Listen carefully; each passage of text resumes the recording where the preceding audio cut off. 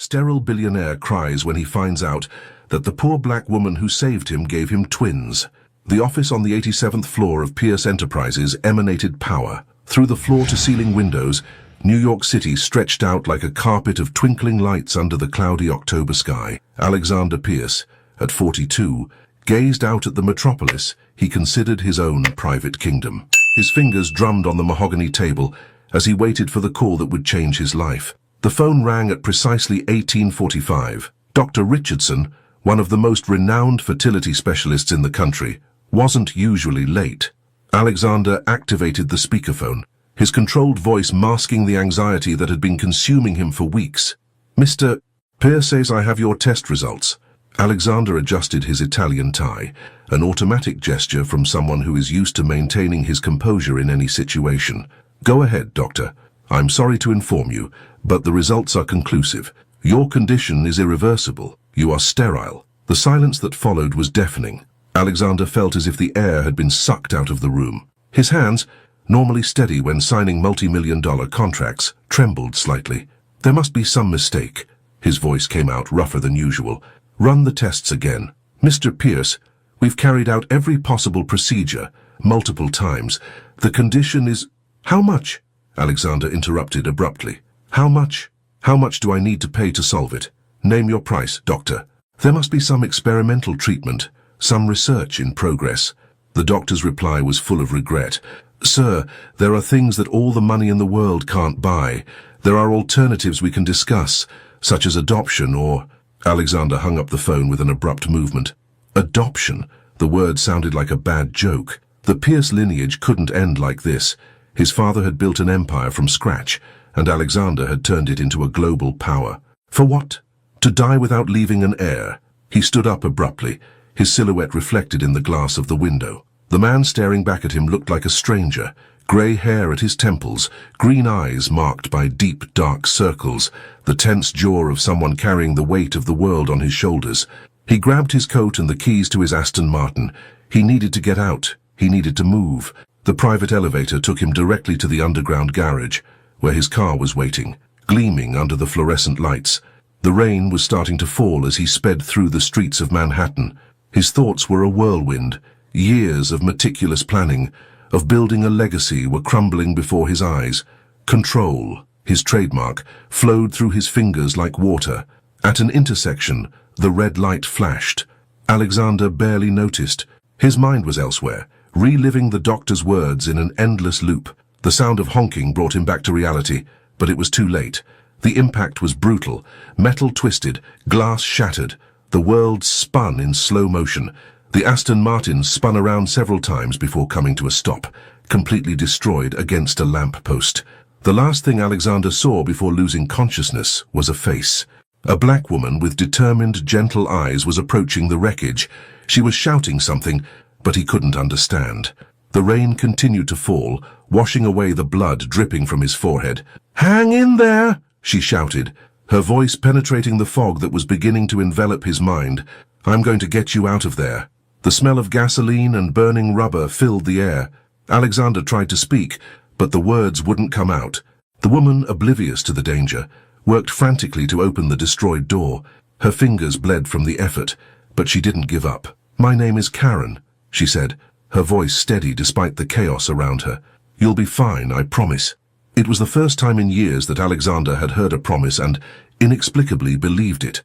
Then darkness enveloped him completely. The smell of antiseptic was the first thing Alexander registered as he regained consciousness. His eyes opened slowly, adjusting to the fluorescent light of the hospital room. A heart monitor marked his rhythm in constant beeps, like a metronome controlling the time of his recovery. "Welcome back, Mr. Pierce," the nurse's soft voice sounded nearby. "You gave us quite a scare, sir." Alexander tried to move, but every muscle in his body protested. Bandages covered his torso, and a heavy plaster cast immobilized his right leg. Fragments of the accident began to emerge. The rain, the impact, and a face. "The woman." His voice came out hoarse, almost unrecognizable. "Where is the woman who helped me?" The nurse adjusted the IV before answering. "Karen Morrison. She saved your life, Mr. Pierce."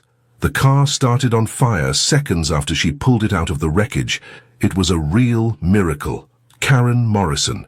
The name echoed in his mind like a prayer. Amid the confusion of hazy memories, her determined eyes remained clear, like a beacon in the darkness.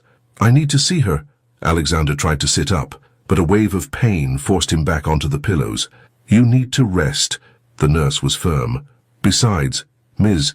Morrison has already been discharged." She had a few cuts on her hands, nothing serious. The next few hours became an endless parade of doctors, tests and calls from worried executives. His personal assistant, Victoria Chen, showed up with a pile of documents that demanded his immediate attention. "The board is in an uproar," Victoria reported, her heels echoing around the room as she organized papers. The shares fell 3% when news of the accident leaked out. Alexander barely listened. His thoughts kept returning to Karen, to the way she had risked her life for a stranger. In his world of contracts and negotiations, gestures of genuine altruism were a rarity. "Victoria," he interrupted her monologue about the council's concerns, "I need you to locate someone." "Karen Morrison." "The woman from the accident?" Victoria frowned. "We've already taken care of that, sir. We've sent a generous check as a thank you." "A check?" The indignation in her voice surprised even him. "She saved my life, Victoria. That's not something you can make up for with money." The words hit him with unexpected force. He, who had always believed that everything had a price, was questioning his own philosophy of life. In the weeks that followed, his physical recovery progressed, but something inside him remained unsettled. His nights were filled with nightmares in which he relived the accident, always waking up the moment Karen appeared. During the day, between physiotherapy sessions and meetings via video conference, his mind wandered to the news that had triggered everything: his sterility. "You look different," observed Dr. Matthews, his physiotherapist, during a particularly difficult session. "More contemplative." Alexander tried a step without the support of the parallel bars, feeling his legs tremble with the effort. Almost dying tends to have that effect on people. "It's not just that," the doctor insisted, supporting him as he staggered. "There's something else." There was, indeed. The experience of total impotence, of having his life in the hands of a stranger, had shaken his certainties. Control, which had always been her safe haven, now seemed like an illusion. One afternoon, while reviewing reports in her hospital room, Victoria entered with a peculiar expression. "I've found Karen Morrison," she announced, consulting her tablet. "She works as a teacher in a public school in the Bronx. She lives alone, with no children. She has an interesting history of volunteer work in shelters." Alexander closed his laptop. "Schedule a visit as soon as I'm discharged." "Sir," Victoria hesitated. She refused the check. She returned it without opening the envelope. An involuntary smile formed on Alexander's lips. Of course she had refused. Karen Morrison was not someone who could be reduced to a financial transaction. On the eve of his discharge, Alexander was on the hospital balcony leaning on a cane when a nurse handed him something, a small wooden cross, found among his belongings from the day of the accident. "Miss Morrison left this," the nurse explained. "She said it was for protection." Alexander held the simple object, feeling its rough texture. It was a modest gift, but loaded with meaning. In his world of luxury and ostentation, that small gesture of genuine care shone like a diamond among colored glass. That night, alone in his room, Alexander Pierce, the man who had built his life on a foundation of control and power, admitted for the first time that perhaps there were miracles that money couldn't buy. And maybe, just maybe, that was the most valuable lesson fate could teach him. The Bronx pulsed with a different energy from Manhattan. Alexander watched the cityscape through the window of his armored Mercedes, noticing the stark differences between this neighborhood and his corporate world. Children played on the sidewalks, street vendors advertised their wares, and a sense of community permeated the air. Public School 218 was a red brick building that had seen better days. Alexander adjusted his cane, still necessary after 2 months of recovery, and dismissed his driver. "Wait here, Harrison." The school corridor echoed with children's voices and distant laughter. A secretary guided him to the teacher's room, where Karen Morrison was organizing student work. She looked up, surprised by his presence. "Mr. Pierce." Her voice was exactly as he remembered it, firm and gentle. "I didn't expect to see you here." Karen was wearing a simple pencil skirt and a navy blue blouse, her curly hair tied up in an elegant bun. There was a natural dignity in her posture that commanded respect. "I needed to thank you in person," Alexander replied, feeling strangely nervous. And apologize for the check. It was inappropriate. A subtle smile played on Karen's lips. I don't need rewards for doing the right thing, Mr. Pierce. Alexander, please. The moment was interrupted by a sudden dizziness that hit him. Karen reacted quickly, offering him a chair. You're still recovering, she observed, concerned. I'm fine, he assured her, but his face was pale. In fact, I'd like to invite you to dinner, as an appropriate thank you. Karen hesitated, studying him with those piercing eyes. It's not necessary. Please, Alexander insisted. No pretensions, no hidden agendas, just two people sharing a meal. After a moment's consideration, Karen nodded. Fine. But I choose the place. The restaurant Karen selected was a small, family-run establishment in the heart of the Bronx. Nothing like the starred restaurants Alexander frequented, but there was a welcoming authenticity to the atmosphere. Over dinner, the conversation flowed naturally. Karen talked about her work as a teacher, her students, her dreams of making a difference in the community. Alexander found himself fascinated by her passion and determination. Why did you risk yourself like that? He finally asked, the question that had been plaguing him for months. The car could have exploded. Karen paused, her fork hanging in the air. Because it was the right thing to do. We don't always need complex reasons for our actions, Alexander. The simplicity of her answer touched him deeply. In his world of hidden motivations and power plays, Karen's honesty was refreshing. It was then that she began to look uncomfortable, putting a hand to her stomach. Sorry, she mumbled, standing up abruptly. I need to go to the bathroom. Alexander watched her walk away, worried. When she returned, her face was pale. Is everything all right? He asked. Karen hesitated, biting her lower lip. Not really. There's something I need to tell you. She took a deep breath before continuing. I'm pregnant. Twins. The world seemed to stop. Alexander felt the air escape from his lungs as if he had been punched.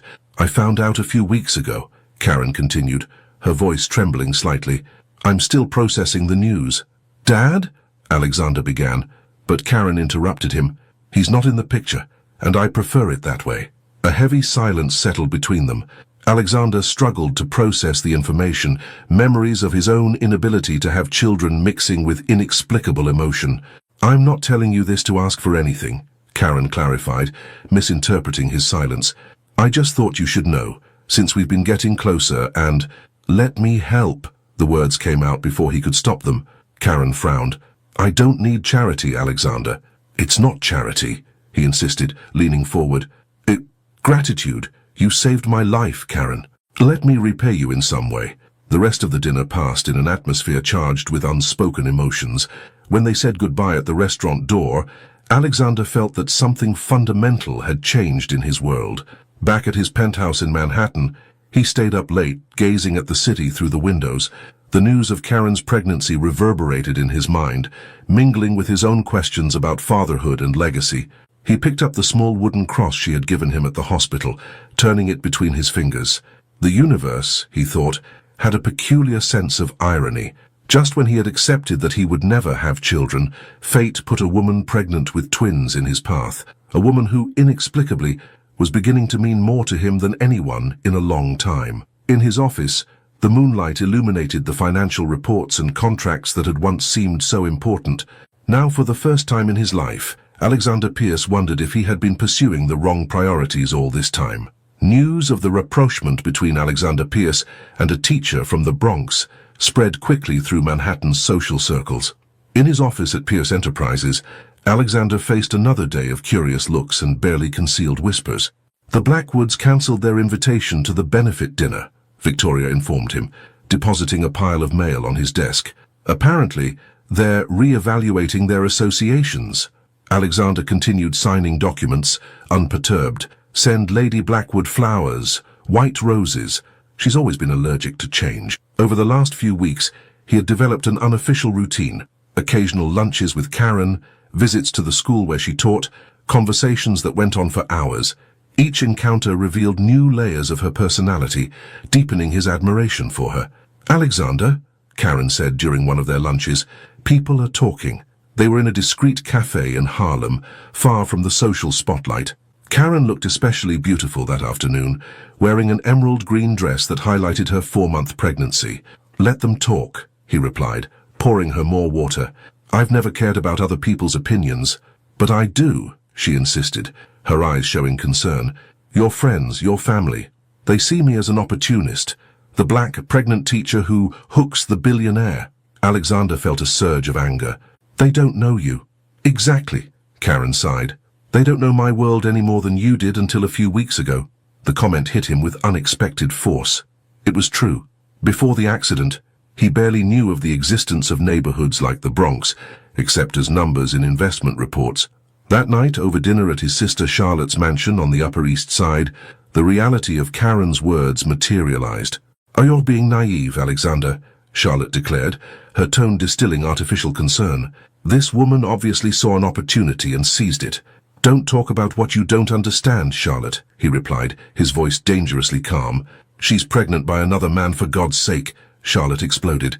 And you, who have always been so judicious, are throwing your reputation in the garbage can for an extraordinary woman who saved my life without asking for anything in return, he added, standing up. A woman who has more integrity in her little finger than everyone at this dinner party put together. The silence that followed was deafening. Alexander left the mansion without looking back, ignoring his sister's pleas. In his apartment, hours later, he received a message from Karen. We need to talk. The next day they met in a park near the school.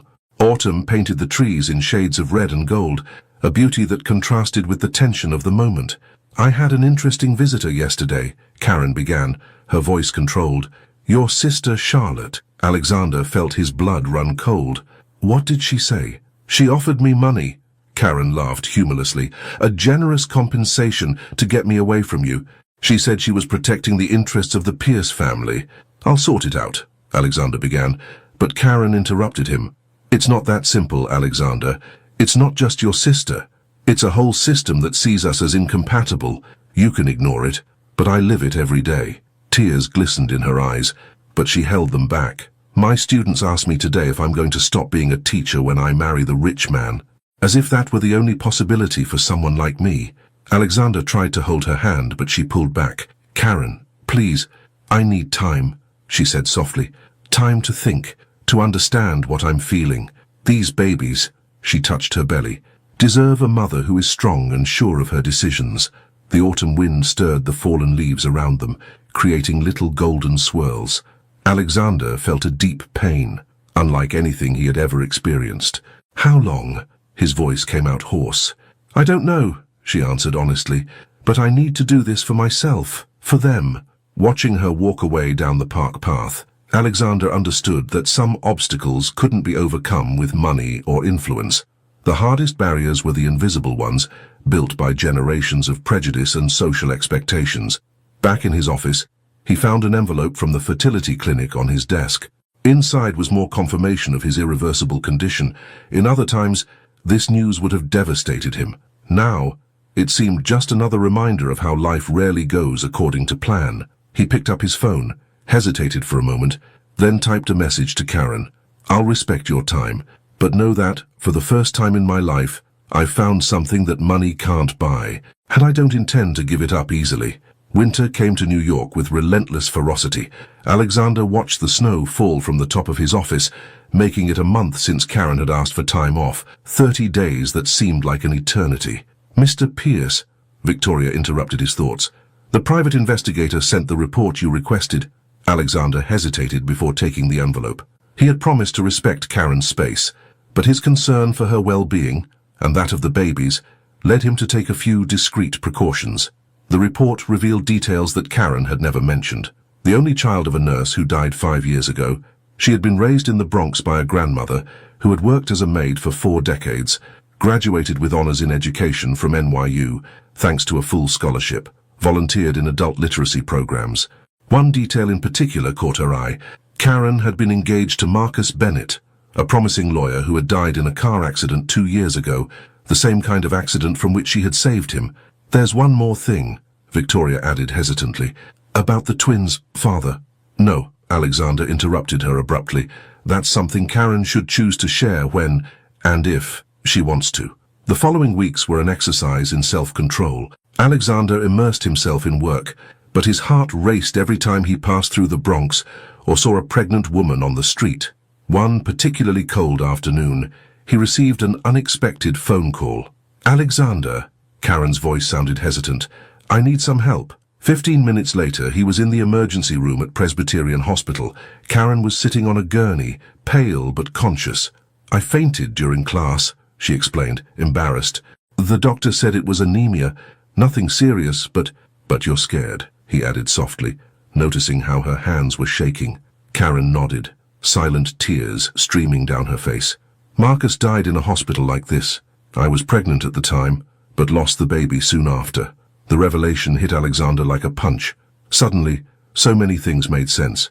His hesitation to get involved, his fear of losing the twins, the way she had saved him from the accident. "Why didn't you tell me before?" he asked gently, sitting down next to her. "Because it hurts," she replied simply, "and because I didn't want you to think I was trying to replace you." Alexander took her hand, and this time she didn't flinch. "Karen, look at me. You're not replacing anyone. What we have, whatever it is unique." The doctor interrupted the moment, bringing the test results. The twins were fine, but Karen would need rest and iron supplementation. "I'll take care of you," Alexander declared when they were alone again. "Alexander, not as your savior or protector," he clarified, "but as someone who cares. Let me help, if only by hiring a substitute for your classes until you recover." Karen considered the offer. "My students, they'll be fine," he assured her. "And you'll be able to come back stronger for them." That evening, after leaving Karen at home, Alexander drove to the cemetery where Marcus was buried. He stopped in front of the simple headstone, feeling strangely connected to this man he had never met. "She still loves you," he said softly, "and she always will. I'm not here to take your place, but to create my own space in her heart, if I deserve it." In the days that followed, Alexander established a new routine. Every morning, a delivery service left fresh breakfast and vitamins on Karen's doorstep. In the afternoon, he sent messages asking about her well-being without pressing for long answers. A week later, he received a photo, the twins, first 3D ultrasound. His heart skipped a beat when he saw those little faces forming. "They're girls," Karen's message read. "I thought you'd like to know." Alexander kept the image in his personal drawer, along with the wooden cross she had given him at the hospital. 2 little girls. The thought filled him with an emotion he couldn't name. That night, in his empty apartment, Alexander reflected on how life had curious ways of healing old wounds.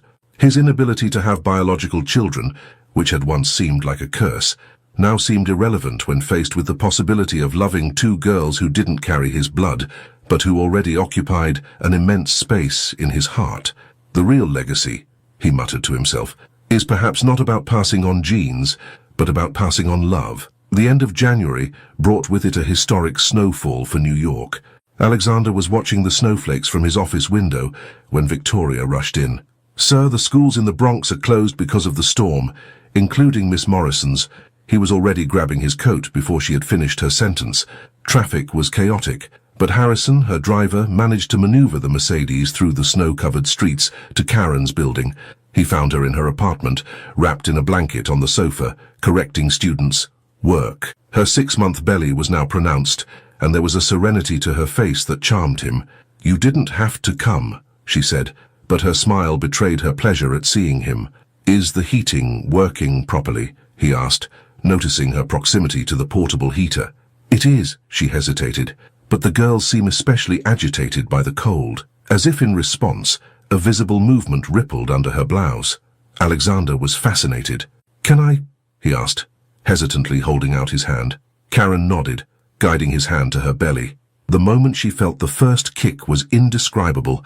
An instant connection formed, making her heart soar. "This is Lily," Karen smiled, moving her hand a few centimeters. "And this is Rose. They already have distinct personalities." "Flowers," Alexander murmured. "Perfect names." "They were the last words I exchanged with my mother," Karen explained softly. "She was in hospital, and I had brought lilies and roses to her room. She said they would be beautiful names for granddaughters." Alexander sat down next to her, still amazed by the baby's movements. "Tell me more about your mother."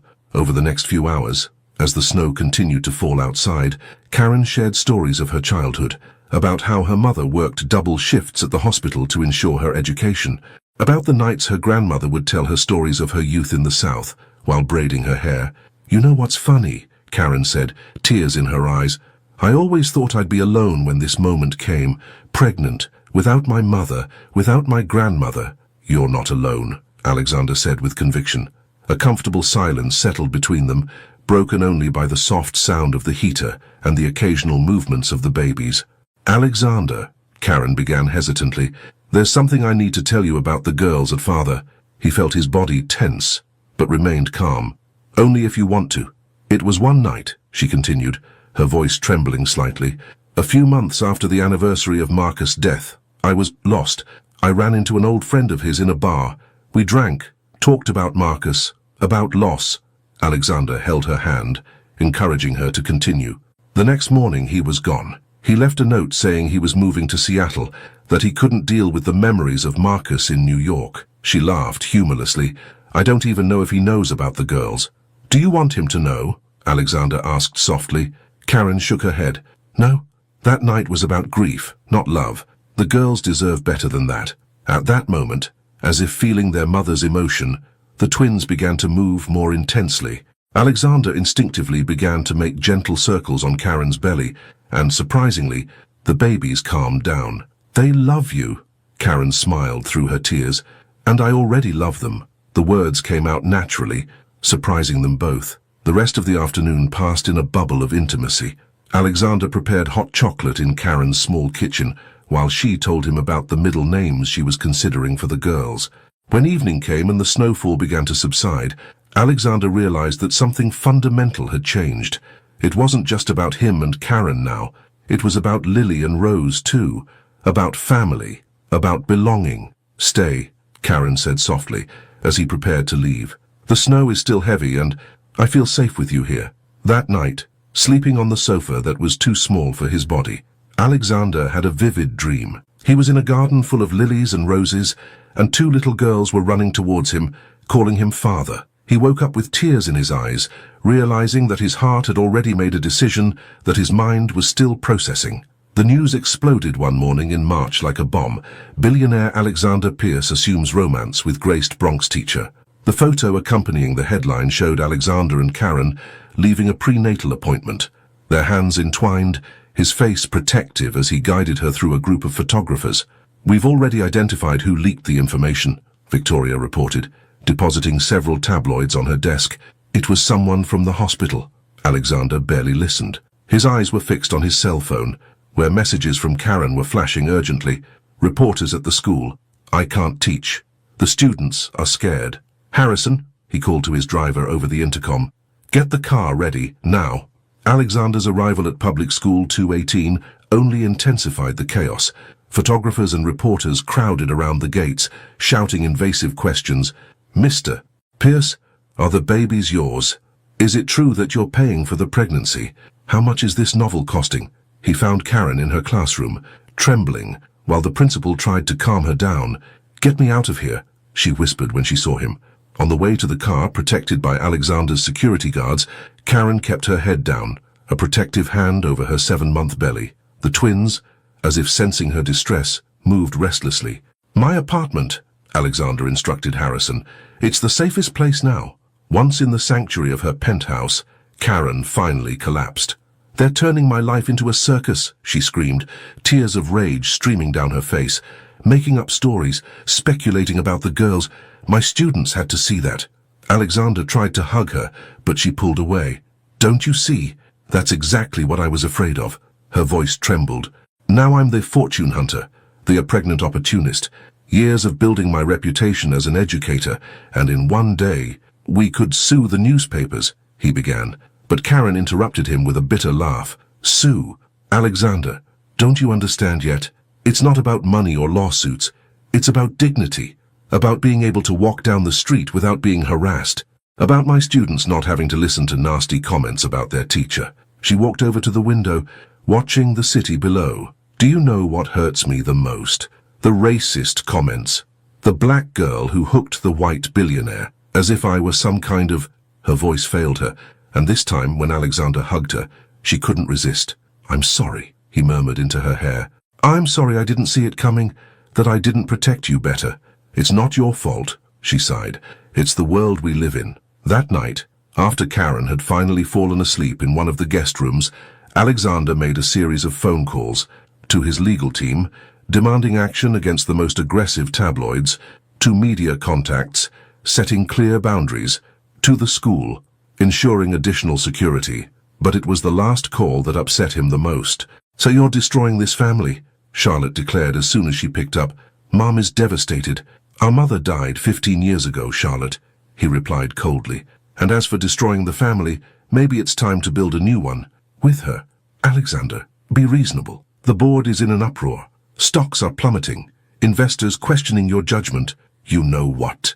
he interrupted her. "For the first time in my life, I don't care about any of that." Her voice failed her, and this time, when Alexander hugged her, she couldn't resist.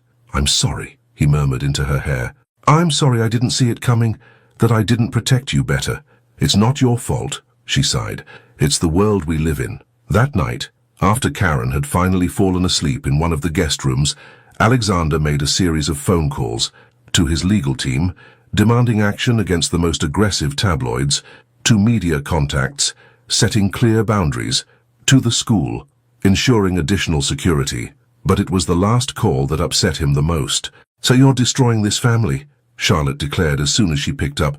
"Mom is devastated. Our mother died 15 years ago, Charlotte," he replied coldly. "And as for destroying the family, maybe it's time to build a new one with her."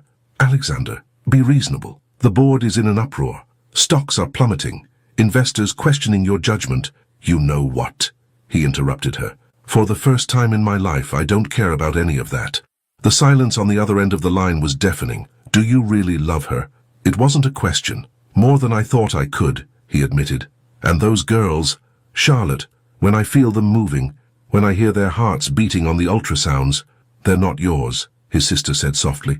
"They're mine, in the only sense that matters," he replied. In the heart. After hanging up, Alexander returned to the room where Karen was sleeping. In the dark, he could make out the outline of her belly under the sheets. He sat down in the armchair next to the bed, determined to protect her sleep. Hours later, Karen woke up startled. "Alexander," she called out in the dark. "I'm here. The girls." She took his hand, placing it on her stomach. "They're dancing." In the silence of the early morning, feeling the twins' movements under his palm, Alexander made a decision. No matter what the cost to his reputation or fortune, he would protect this family that fate had given him, not out of obligation or guilt, but out of love, the kind of love that transcends blood and surnames. "We'll face this together," he promised. One day at a time. Karen entwined her fingers with his, and there in the dark, with Lily and Rose dancing under their joined hands, they found a moment of peace in the midst of the storm. The meeting room on the 87th floor of Pierce Enterprises was packed. Board members, majority shareholders and lawyers occupied every available seat. At the center of all the attention, Alexander remained impassive, while presentations detailing the fall in the company's shares flashed on the screen. "The losses are significant," Harold Whitman, chairman of the board, pointed to the red graphs. "Our Asian investors are especially concerned about the Mr. Pierce's personal distraction." "Distraction?" Alexander arched an eyebrow. "Is that what we're calling my personal life now?" "Alexander," Charlotte interjected, her voice tense, "be reasonable. The company's image is tied to my professional competence," he cut in, "which remains unshaken." Harold sniffed, uncomfortable. "There's a simple solution. Mrs. Morrison has already turned down several generous offers to step aside discreetly. We can increase the amount." The silence that followed was icy. Alexander stood up slowly, his green eyes fixed on Harold. "Let me clarify something." His voice was dangerously calm. "Karen and the twins are not in negotiations. If anyone in this room dares approach her again with offers, it will be the last thing they do in this company." "You can't threaten the board," Charlotte protested. "It's not a threat," Alexander smiled coldly. "It's a promise. And since we're discussing the company's image," he gestured, and Victoria entered with a new presentation. "This is the project I've been developing over the last few months. A scholarship program for public school teachers, focused on underprivileged areas. Karen helped me structure it. The numbers began to appear on the screen. Investments in education, positive media returns, social impact projections. We'll turn a scandal into a revolutionary social responsibility initiative," he continued. "Asians love that sort of thing, don't they, Harold?" The meeting ended in a tense stalemate. As the executives left, Charlotte grabbed her brother's arm. "What's happened to you?" she asked, her voice a mixture of concern and incredulity. "I grew up," he replied simply. That afternoon, Alexander drove to the Bronx. Karen had returned to work, now protected by discreet security guards. He found her in her empty classroom, organizing student work. "How was the meeting?" she asked, noticing his expression. "I survived," he smiled, kissing her softly. "Are the girls behaving today?" "Rose is restless." Karen stroked her belly. "Lily's asleep, as usual after lunch." Alexander knelt down, pressing his ear against her belly. "Hey, little Rose, giving Mommy a hard time?" The moment was interrupted by a knock on the door. It was Melissa, one of Karen's students. "Miss Morrison." The girl hesitated when she saw Alexander. "I'm sorry, Come in, Melissa." Karen smiled warmly. "Mr. Pierce doesn't bite." The girl entered shyly, holding a piece of paper. "It's just that I wrote an essay about family, and I wanted you to read it first." Karen took the paper, her eyes scanning the words. Tears began to form. "Melissa, this is—" She couldn't finish. Alexander took the essay gently. It was a story about different kinds of families, about how love didn't have to follow rules or traditions. The girl had used Karen and him as an example. "Some idiots at school said bad things," Melissa explained, blushing, "about you and Mr. Pierce, but I told them they didn't understand anything about real love." Karen hugged her student and crying openly now. Alexander felt his own heart squeeze. Later, at home, Karen reread the essay several times. "You know what's amazing?" she said, snuggling into Alexander's arms. "A 12-year-old schoolgirl understands more about love and acceptance than all that advice full of adults." "Speaking of which," Alexander hesitated, "I have something to show you." He presented the plans for the scholarship program, explaining how she had inspired him to create something meaningful. "You're using our relationship to do something good," she realized, amazed. "I learned from the best," he smiled. "Besides, our daughters deserve to see that they can make a difference in the world." Karen froze. "Did you say, our daughters?" "Yes," he held up his hands. "If you allow it, I want to be their father. Not just on paper, but in every way that matters." The tears returned to Karen's eyes, but this time of happiness. "The girls have already chosen," she laughed between sobs. "They always calm down when they hear your voice." That night, lying in bed, planning for the future, Alexander reflected on how his life had changed. The worries about legacy and succession that had plagued him so much now seemed so superficial. His true legacy was there, in the love he felt for Karen, and in the two little lives he already considered his daughters. The 8th month of pregnancy arrived with an unprecedented heat wave in New York. Karen, now away from school due to maternity leave, was restless in the apartment Alexander had insisted she temporarily occupy, closer to the hospital. "The girls are restless today," she commented over breakfast, watching Alexander adjust his tie. "More than usual." He kissed her forehead before leaving. "Get some rest. Victoria cancelled all my afternoon appointments. I'll be back early." But fate had other plans.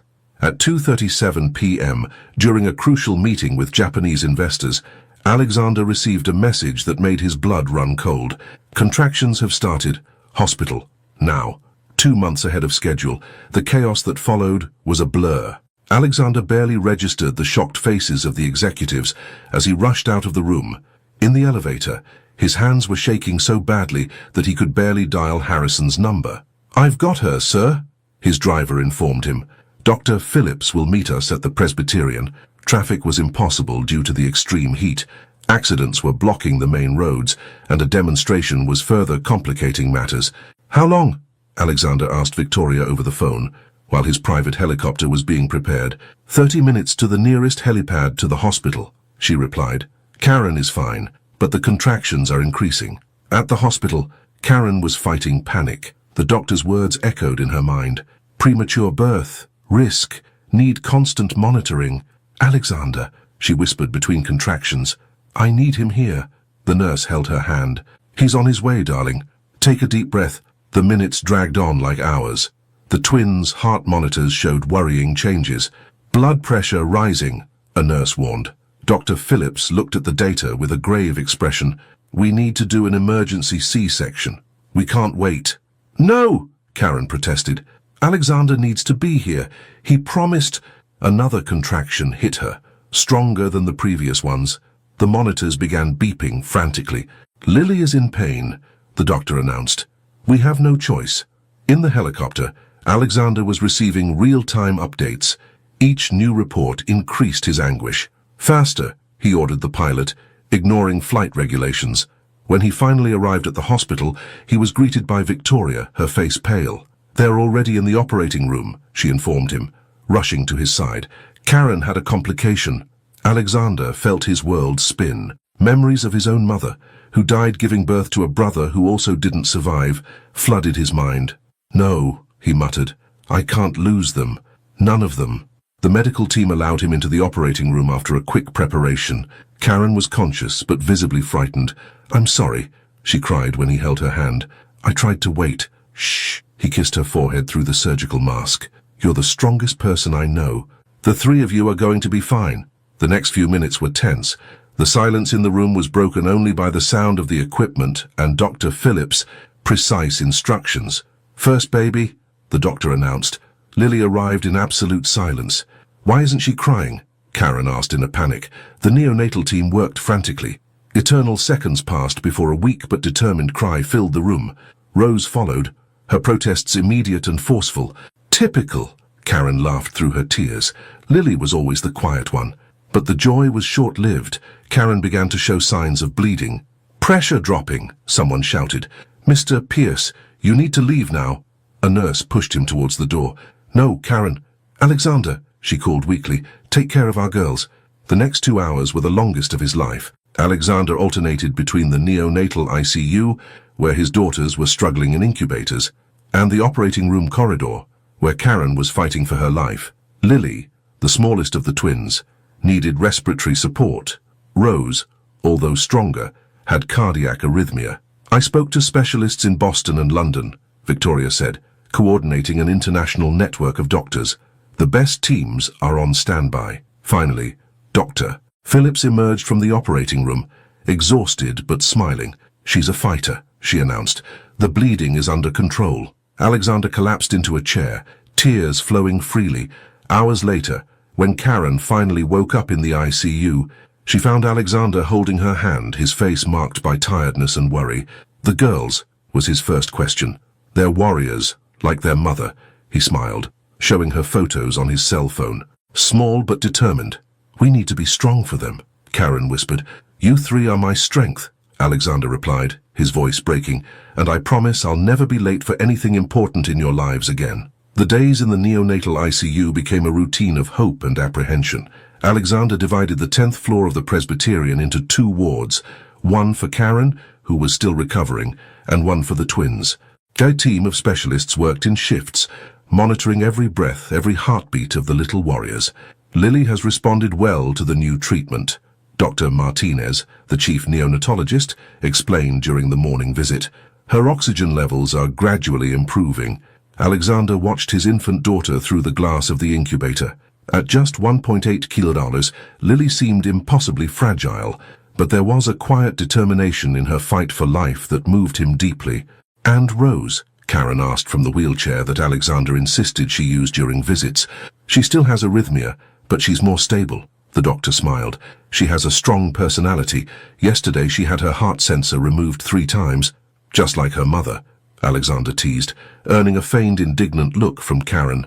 Recovery was a slow process, marked by small daily victories. Every gram gained was celebrated. Every improvement in the tests was celebrated as a battle won. One afternoon, while Karen was resting, Alexander had an idea. He consulted the medical team and, with their approval, began a special ritual. What are you doing? Karen asked when she found him in the neonatal ICU late at night, reading quietly to the twins. The Little Prince. He showed the book. My mother used to read it to me when I was sick. I thought, his voice faltered slightly. Karen moved closer, resting her head on his shoulder. Go on, they recognize your voice. It was true. During her nightly readings, the monitors showed the babies calming down, their heartbeats stabilizing at the sound of her voice. Days turned into weeks. Rose was the first to be able to breathe unaided, her strength surprising even the most experienced doctors. Lily, although progressing more slowly, showed a quiet resilience that reminded Alexander of Karen. She has your eyes, Karen commented one day, watching Lily through the glass. That same determined look.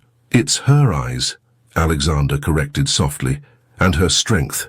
News of the twins' condition had leaked to the press, but this time the reaction was different. Letters of support started arriving at the hospital. Parents who had been through similar situations shared their stories. Karen's students sent drawings and cards to their little warrior sisters. Even Charlotte showed up one afternoon, carrying 2 small teddy bears. "They're anti-allergenic," she explained, embarrassed. "I researched what was suitable for premature babies." The gesture, though simple, meant a lot. It was the first step towards acceptance. After a month, Rose was strong enough to have her first skin-to-skin contact with Karen. Alexander filmed the moment, silent tears streaming down his face as he watched mother and daughter reconnect. "Your turn, Daddy." The nurse smiled a few days later, helping him to position Lily on his chest. The feeling was indescribable. The little one snuggled against him, her tiny heart beating close to his. At that moment, Alexander fully understood what it meant to be a father. "I spoke to the council today," he told Karen later. "I'm going to take a 6-month leave when the girls are discharged." "Alexander, it's non-negotiable," he smiled. "I've wasted too many moments focusing only on work. I won't make the same mistake with our daughters."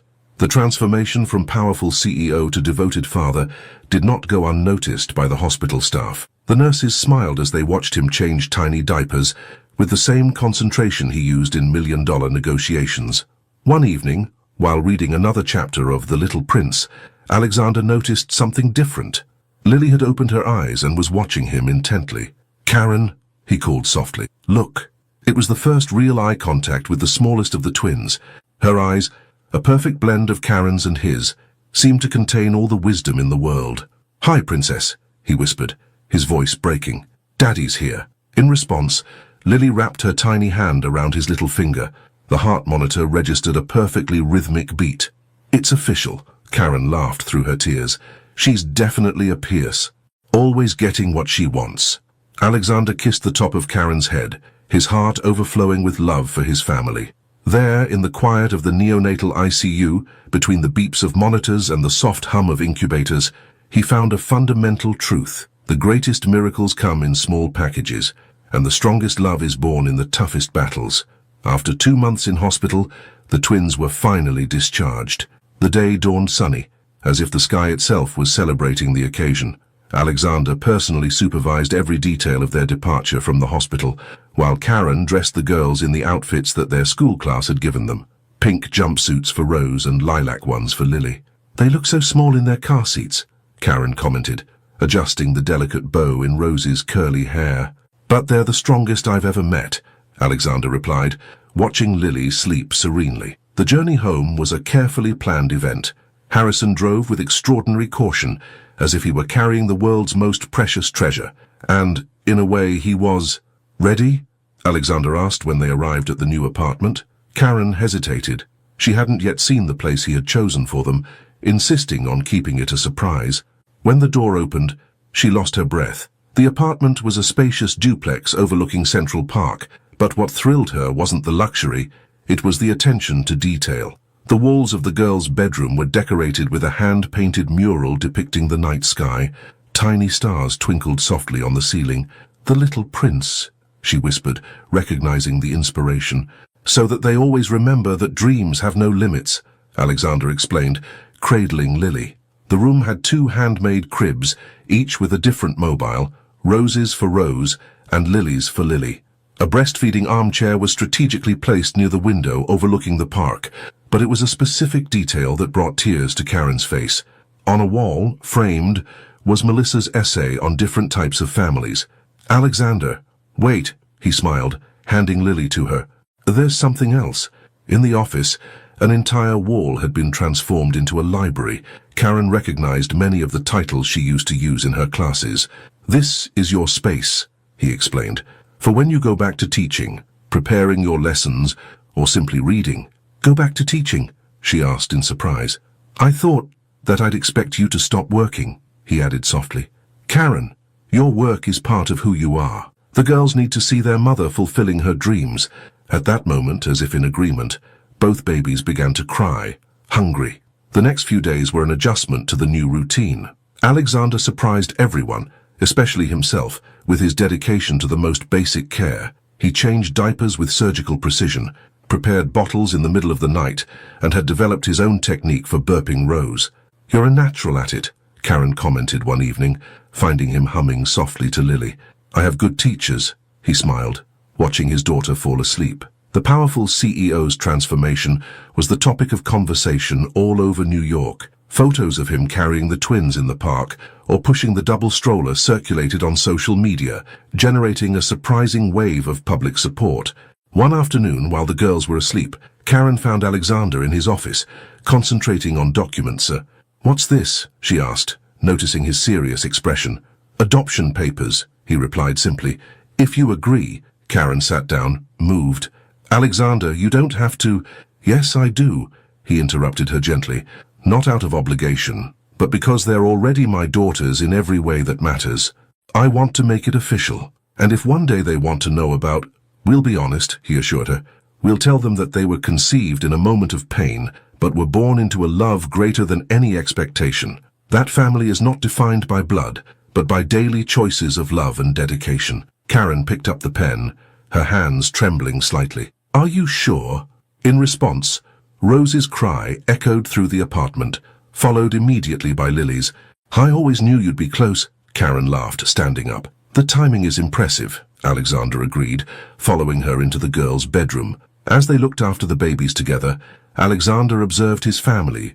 Rose, with her vibrant personality, was already showing signs of being a force of nature. Lily, more contemplative, had a unique way of communicating her desires with a simple look. "What are you thinking about?" Karen asked, noticing her smile. "About how unpredictable life is," he replied. "A year ago, I was obsessed with having an heir for my empire. Today, I realize that the real legacy is not in business, but in moments like this." Karen kissed his cheek softly. "You're an incredible father, Alexander Pierce. And you," he hugged her, careful not to disturb Lily, who was breastfeeding, "are the best thing that has ever happened in my life. You and our little warriors." Outside, the sun was setting over New York, painting the sky in shades of pink and lilac, like a blessing for this family built not by fate or blood, but by choices of love. 1 year later, the ballroom of the Plaza Hotel had been transformed into a fairy tale. Little lights twinkled like stars on the ceiling, and tables decorated with roses and lilies created a magical atmosphere for the twins' first birthday. "Mommy!" Rose called out, her curls swaying as she tried to take her first steps towards Karen. Lily, sitting next to Alexander, watched her sister with contemplative eyes, still preferring to crawl with calculated precision rather than risk walking. "Just like Dad," Karen teased, picking Rose up on her lap, "always taking risks." "And Lily is you in miniature," Alexander replied, admiring how his youngest daughter methodically stacked colored blocks, planning every move. The party brought together an eclectic group. Executives from Pierce Enterprises mingled with teachers from Karen's school, creating a unique atmosphere of celebration. Karen's students, now in their final year, had prepared a special presentation for the little sisters of the class. Charlotte, who had initially resisted the idea of an ordinary party, now couldn't get enough of her nieces. "Rose has her mommy's smile," she commented excitedly, watching her niece play. The biggest surprise of the afternoon came when Melissa, the student whose essay had touched their hearts a year earlier, took to the makeshift stage. "A year ago," she began, her voice trembling slightly, "I wrote about how love doesn't follow rules. Today, looking at the Pierce Morrison family, I see that I was right. Love is choice. It's waking up every day and deciding to love, even when it's hard." Alexander squeezed Karen's hand, remembering the challenging moments of the last year, the sleepless nights, the worries about every little fever, the constant adjustments to their routines. "So," Melissa continued, "I want to announce that I've been accepted to NYU on a full scholarship. I'm going to study education, like Miss Morrison, because I've learned that we can change the world, one classroom at a time." The applause was interrupted by the distinctive sound of small, hesitant footsteps. Everyone turned to see Lily, finally determined to take her first steps, striding determinedly towards her sister. "Lee!" Rose shouted enthusiastically, holding out her arms. The twins met in the middle of the hall, collapsing together in contagious laughter. The moment perfectly captured their essence, different in personality, but inseparable in love. Later, after the party, in the quiet of his apartment, Alexander found Karen on the balcony, watching the city. "What are you thinking about?" he asked, hugging her from behind. "How life twists and turns," she replied. "A year ago, I was terrified in hospital, praying that our girls would survive. Today, we're a family," he added. "An unconventional family?" she smiled. "The best kind of family," Alexander corrected, turning her to face him. "Karen Morrison, marry me." The proposal, although expected, took her by surprise. "Alexander, not because of social convention or expectations," he continued, "but because I want to wake up every day next to you. I want another 100 years of moments like today. I want—" He was interrupted by the twins crying simultaneously. "Their timing is still impeccable," Karen laughed. In the girls' room, they found Rose trying to climb into the crib, while Lily watched her with comic disapproval. "Well?" Alexander asked as he helped Karen calm the babies down. "Are you going to keep me in suspense?" Karen picked up the small wooden cross she still kept hanging near the cribs, the same one she had given him in the hospital after the accident. "This cross belonged to my grandmother," she explained. "She said it was a symbol that the greatest miracles come disguised as accidents of fate." She placed the cross in his hands. "Yes, Alexander Pierce, I will marry you." The twins, as if understanding the importance of the moment, finally calmed down. Rose rested her head on Karen's shoulder, while Lily played with her father's tie. Alexander looked at his family, this perfectly imperfect unit that fate had given him. It wasn't the legacy he had imagined for himself, but it was infinitely better than any previous dream. "You know," he said softly, "that accident was the best thing that ever happened to me." Karen smiled, remembering the rainy night that had changed their lives. Sometimes we need to lose ourselves completely to find our true path. Outside, the city continued its frenetic pace, but inside that apartment, time seemed suspended in a perfect moment of happiness. The stars on the ceiling of the girls' bedroom twinkled softly, like silent witnesses that sometimes the most beautiful fairy tales are those that life writes by chance. The end. What is the true meaning of family? The ties we inherit, or the ones we choose to build? Your participation in the channel is very important. Please leave your honest opinion in the comments. Thank you so much for watching until the end. If you enjoyed this story, don't forget to subscribe to the channel, leave a like, and comment your thoughts. Your participation is very important to us. See you next time.